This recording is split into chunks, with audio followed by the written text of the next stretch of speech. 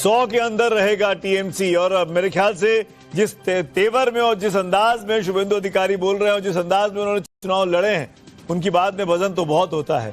संजय सरकार टीएमसी के इस स्थिति के लिए एक राजनीतिक विश्लेषक के तौर पर मेरे साथ जुड़े हुए हैं। इसको आप कैसे देखते हैं संजय जी? संजय शर्मा, माफ करिएगा, संजय सरकार नहीं, संजय शर्मा जी मेरे साथ जुड़े हुए हैं।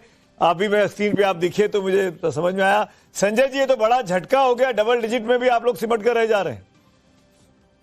ये आपके चैनल में ये डबल डिजिट वाला दिखा रहा है, बाकी और भी कई चैनल्स हैं और हमारे अपने जो सोर्सेस हैं हम लोग भी 120-22 के लगभग हैं। और बीजेपी कितने पे आप सोर्सेस क्या कह रहे हैं? और बहुत जल्दी, अभी हमसे कुछ आगे है लेकिन बहुत ज्यादा आगे रहेगी ऐसा हमारा अनुमान कम से कम नहीं है। आप देखिएगा थोड़ा और मतगणना जब आगे जाएगी एक क्लोज फाइट होगी और अंततोगत्वा हम सरकार बनाने में कामयाब होंगे, ऐसा हमारा मानना है। क्लोज फाइट होगी मतलब 150, 140, अब वो 160 भी हो सकता है, तो 165 भी हो सकता है।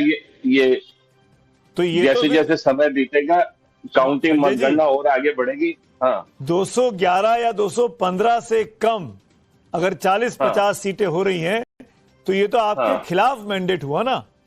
This mandate is against you then. और बीजेपी की टैली में बढ़ोतरी हो रही है, कोई तीसरी फोर्स तो आ नहीं रही है वहां पे, ना सीपीएम आ रही है ना कांग्रेस आ रही है। अगर बीजेपी 75 या 77 से बढ़कर 125, 30, 40 आपके हिसाब से पहुंच जाती है तो वो तो आपके खिलाफ मैंडेट है। बीजेपी को वेलकम कर रही है बंगाल की जनता।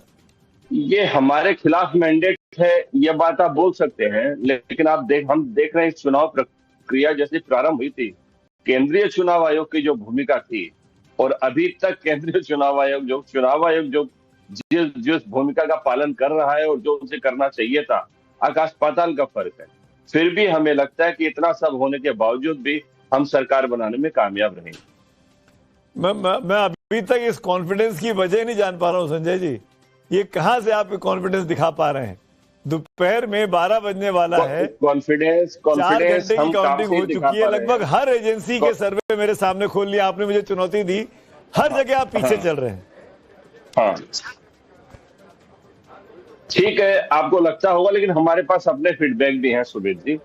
अभी इतनी जल्दी किसी नतीजे पर पहुंचने का समय शायद नहीं आए।